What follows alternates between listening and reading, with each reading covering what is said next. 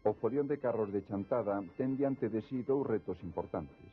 Por unha banda, a polémica carro do país ou plataforma sobre eixes de camión, e pola outra, a dificultade que ano a ano representa o atopar a xugada de bois de tiro, polo que está sendo sustituída pola xugada de vacas.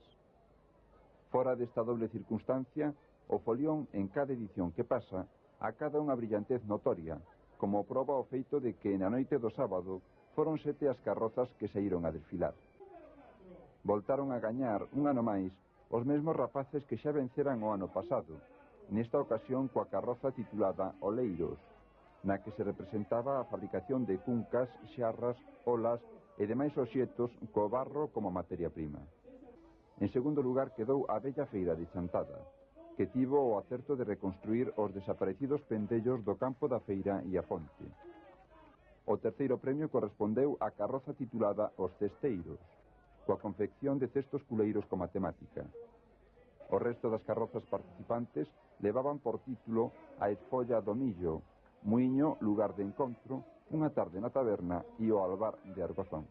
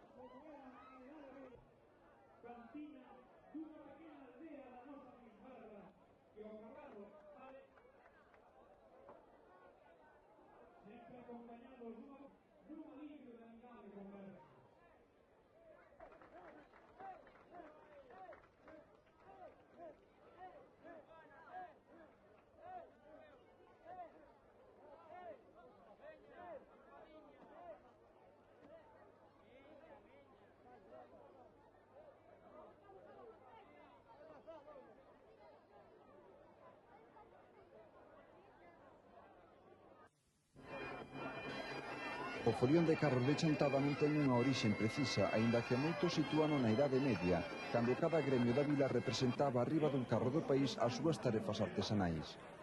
Hoxe, esta fermosa tradición mantense case que intacta.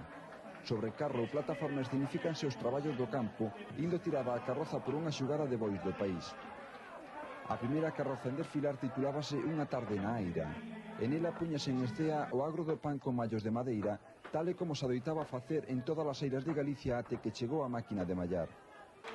A carroza da carballeira á lareira representaba o leñador talando carballos, cuya leña servía para facer o lume co que cociñar o caldo na lareira.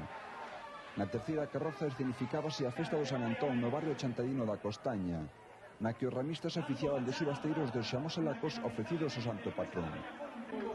E veleiquía a carroza gañadora do folión deste ano, os cordeleiros, que facían as cordas ou sedeños a partir das crines das bestas. A última carroza en desfilar titulábase O Fiandeiro, que poñía en escena todo o proceso de elaboración da lá, dende que se rapa a ovella, se lava e carpea a madeixa de lá e se fía, todo elo contando con auténticas pezas de museo, como a roca, o fuso e a de bandeira.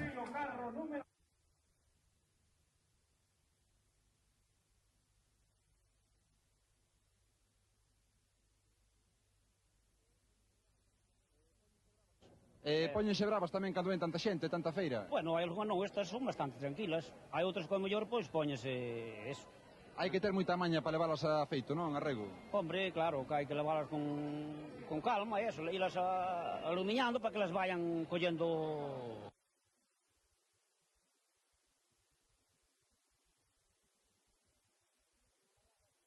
Vayan amarradas, pois claro, pode haber algunha que pode fazer algo de eso, de movimentos. Compensa traer os bois